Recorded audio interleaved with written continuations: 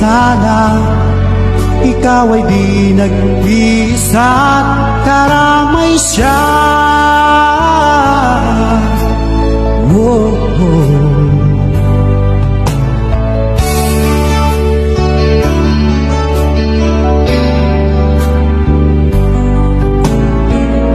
Ang ibon sa kaparangan,